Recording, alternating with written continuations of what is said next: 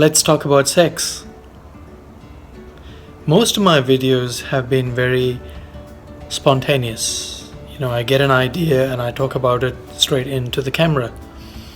I'm very intuitive and very instinctive when I make these videos. But this is probably one of my first videos where I've done a bit of planning, and I've been thinking about this for the past 2 days. And all these thoughts are coming to me because of the things that have been going on in the media about sex. And when I talk about sex, I'm actually talking about gender. And also, to a certain extent, about the act of sex. Now, some of the things that I've been reading in the media in the last 2 or 3 days are things like one being the gender equal traffic light. I found that quite funny.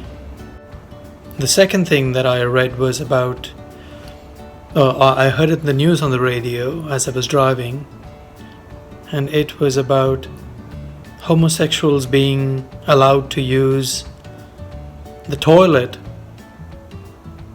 of their same gender. So, a homosexual male or a homosexual female was almost being questioned about being able to use the same toilet because of safety concerns, safety reasons. The other news that kind of stood out was the Lesbian and Gay Festival, the Mardi Gras in Sydney, just 2 days ago. And that made me think about homosexuality as such.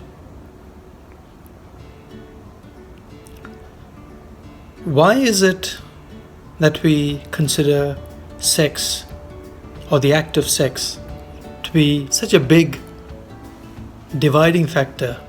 Why do we need to have parades for gays and lesbians for them to be able to come out? Why are we separating them as someone very different from heterosexuals? And when I think of the actual act of homosexuality, it is nothing but having this act of sex with the person of the same gender. That's pretty much it. Everything else is exactly the same. The way they live, the way they communicate, their levels of love is all exactly the same. But only when it comes to the act of sex, they would like to, or they choose to, do it with someone from the same gender. It's a choice. That's pretty much it.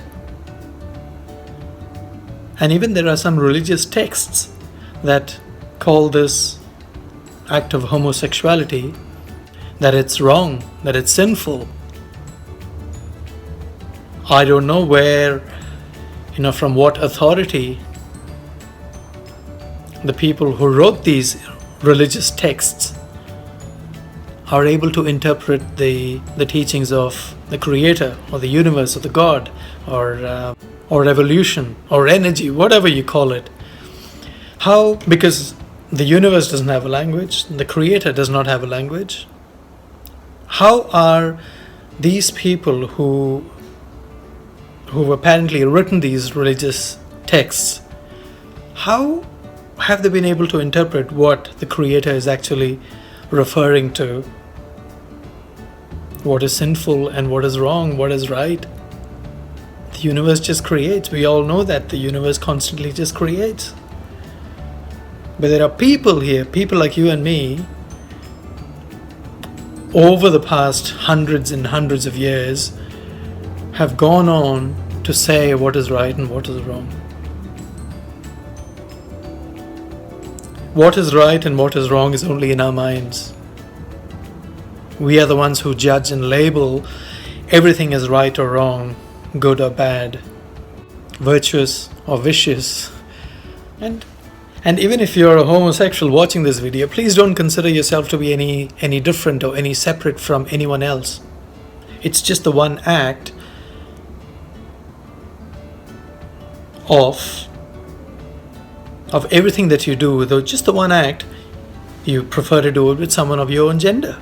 And that's pretty much it. Does it, when it comes to your levels of creativity, does that change? No, it doesn't. When it comes to doing your job, does that change? It doesn't. When it comes to playing a sport, the same. Your ability to love people is the same.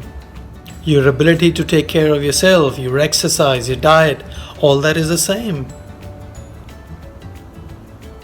Your ability to think, philosophize, and your psychological balance, all that is exactly the same as anyone else.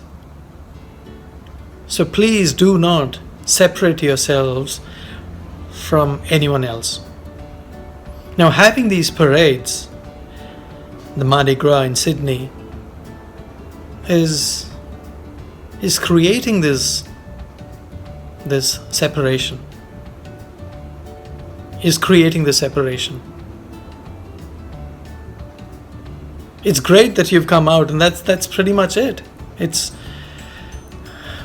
don't know what's the big deal. And the people who judge you, again, that doesn't define you. Any judging doesn't define you. It just defines themselves as people who need to judge and label and separate. And also there are people who are very open to homosexuality, and they say, yeah, that is fine. It's how they are. How open and accepting are these people when it comes to finding out that there is a homosexual in the family, in their immediate family? And what I'm also saying is, even if you're not judging people openly, verbally, through language, but you have it in your mind, that's still considered as judging, because your conscience knows that you're judging. And what about these separate toilets for... So then why do we have separate toilets for men and women? That's a good question. But more importantly, the issue that's currently going on, that there is a concern for safety of a male using a male toilet because he is supposed to be homosexual. Fear of being whatever. Where are we going with all this? And the gender equal traffic light, where the green where the green person is a female.